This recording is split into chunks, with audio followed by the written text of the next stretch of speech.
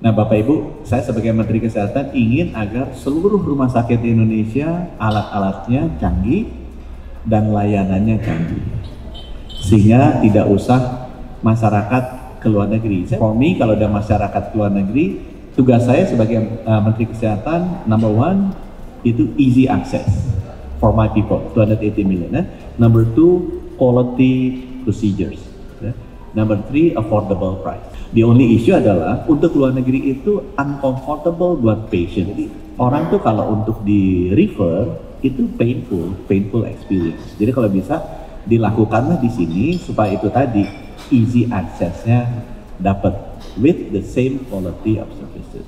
Jadi nomor satu untuk cancer, karena cancer is a very unique disease. It actually needs combination of people, whether it's radiotherapist, whether it's a systemic therapist. Isunya ada nih, Prof. Aru dan Prof. Tati, dan aku senang mereka duduk sebelah-sebelahan. Dan terima kasih Bapak beli cyclotron, karena cyclotron is very expensive machine, bisa produce the FDG, the fluorine, the gallium, the lutetium. Jadi outputnya FDG saya bisa dijual to all hospitals di Indonesia, supaya more PET scan is available, not only 3 like now gitu ya.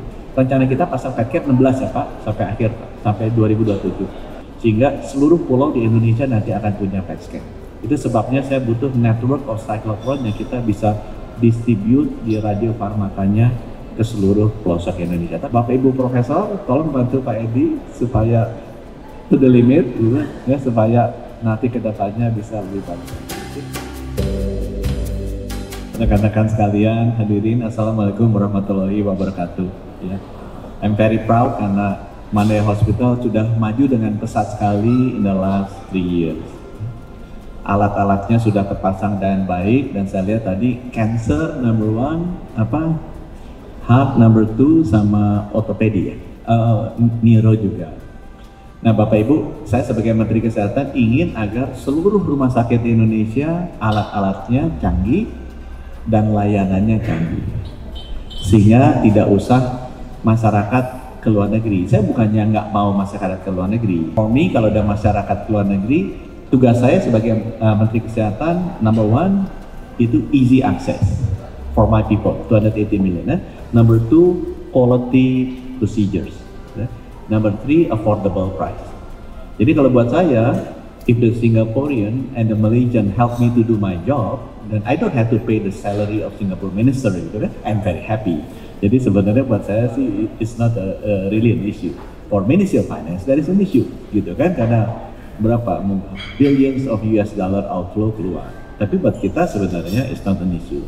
The only issue adalah untuk luar negeri itu uncomfortable buat patients, ya, karena you have to go, nggak ada, you don't have any family, nggak bisa tinggal di sana. Jadi orang tuh kalau untuk di refer itu painful experience. Jadi kalau bisa dilakukanlah di sini supaya itu tadi easy accessnya dapat with the same quality of services. Jadi nomor satu untuk cancer, congratulations. Cuma saya titip, saya baru isu aturan, karena cancer is a very unique disease. It actually needs combination of people, whether it's radiotherapist, whether it's a systemic therapist. Isunya ada nih, Prof. Aru dan Prof. Tati, dan aku senang mereka duduk sebelah-sebelahan, gitu kan. Tapi ada satu lagi yang ketiga, bedah oncologist. Dan aku belum melihat itu Prof. Sonar atau Prof. Alta di sebelahnya Prof. Aru, gitu kan. Harus senangnya mereka duduk bertiga. Jadi saya baru isu aturan bahwa cancer itu harus pelayanan di approach dengan multidisciplinary team. Karena cancer itu doesn't depends on the type of doctors that you see first, whether it's a medical oncologist or radio oncologist or bedah oncologist. Harusnya ketiga ilmu ini duduk bersama-sama to treat the patient well. What is the best optimum therapy? Ya mungkin pertama kali dikasih chemo, when the size is smaller, diambil. Atau mungkin dikasih chemo combination with radiotherapy. Tapi the importance untuk bisa have a teamwork to serve the patient, itu is key.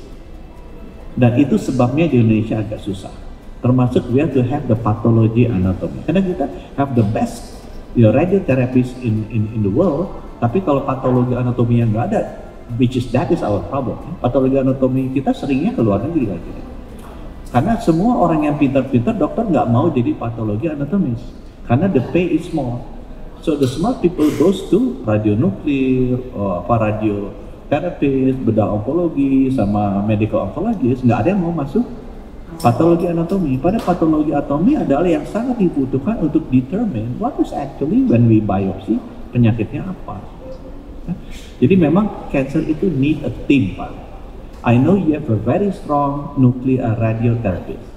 I urge you to have also a very strong surgical oncologist, medical oncologist, untuk bisa mengimbangi ini. Jadi systemic therapy, radiotherapy combination sama surgery therapy combine jadi satu for the best for the patient. Saya geser ke jantung. Jantung tadi Bapak bilang udah bisa bypass. Saya sekarang bagi cath lab ke 514 kabupaten kota. Sekali lagi Bapak juga pasti punya cath lab. Use the cath lab as advanced as you can. Ya, cath lab itu bisa dipakai PCI sama primary PCI. Semua juga bisa. Tapi cath lab untuk ablasi nggak semua bisa. Aku lihat tadi Bapak udah bisa. Bagus.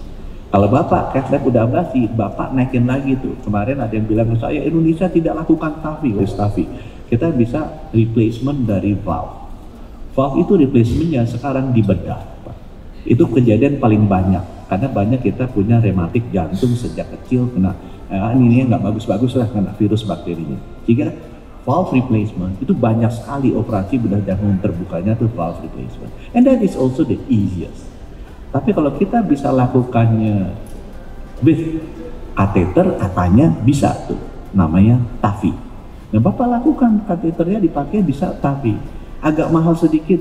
Ininya valve replacementnya lebih mahal daripada juga. Nggak apa-apa, because you are not a BPJS anyway. Tapi kan recovery-nya instead of 1 week mungkin bisa 2 days. Nggak usah di open heart surgery, because Bapak bisa masukkan TAVI. Ada yang namanya TEVAR, aorta juga bisa diberesin dengan masukin stent graft di dalam, daripada mesti buka-buka bla bla, masukin pakai TEVAR. Use your cath lab to do TEVAR procedures. Oh, TCAP, tapi ini untuk bedah. Bapak udah bedah kan, udah bisa bypass.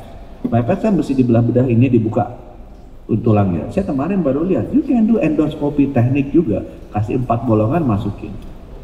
TCAP atau ECAP. Ya, untuk bisa dimasukin sehingga kita bisa melakukan procedure bypass tanpa membuka jantung. Do it. Yang paling banyak kita kan ganti katup yang saya dengar. Habis itu bypass. Habis bypass pediatrik. Pediatrik kita banyak yang punya congenital heart disease yang meninggal. Nggak tertangani. Teach your PTKP supaya bisa pediatric surgery juga. Ya mungkin kalau bisa sampai yang canggih-canggih. Ada prosedur namanya TOF, ada prosedur namanya Bentall procedures. Dikejar Pak. Dokter-dokter BTKP-nya untuk bisa melakukan TOF procedures or dental procedure in your hospital. Jadi for each of the bidang jantung, bedahnya tuh sampai yang top Bapak kejar. And you have access to every corner of the expert of the world. Gitu. Saya tadi lihat robotics. Ini untuk knees, hips and knees. Jadi perkembangan teknologi robotik is very advanced. The key points adalah Pak Edi, do that. You have wonderfully done this, yeah. Do that and reach the limit. Karena the development of technology di healthcare sector is amazing. Buat saya aja sebagai seorang ITB graduate, ini amazing growth in healthcare technology. Dan terima kasih Bapak beli cyclotron, karena cyclotron is very expensive machines. Bisa produce the FDG, the fluorine, the gallium, the lutetium. Jadi outputnya FDG saya bisa dijual to all hospitals di Indonesia. Supaya more PET scan is available, not only 3 like now gitu ya. Rencana kita pasang PET scan 16 ya Pak, sampai 2027. 6 akan dipasang di tahun 2024, 9 akan dipasang di 2025, dan 1 yang terakhir di 2027, sehingga seluruh pulau di Indonesia nanti akan punya PET scan. Itu sebabnya saya butuh network of cyclotron yang kita bisa distribute di radiofarmakanya ke seluruh pelosok Indonesia. Tapi jadi nanti kalau ada hospital surrounding you dan needs radiofarmaka, bikin. Cuma radiofarmakanya Pak, jadi kalau bisa jangan yang jangan yang standar fluorine 18. I'm a nuclear physicist. Fluorine 18 is a standard. Bisa juga gallium 68 kadang-kadang dipakai, atau bisa, kalau bisa yang radionuklir aja. Jangan dari prostati, nembaknya dari luar terus, ya nembak dari dalam lah, pakai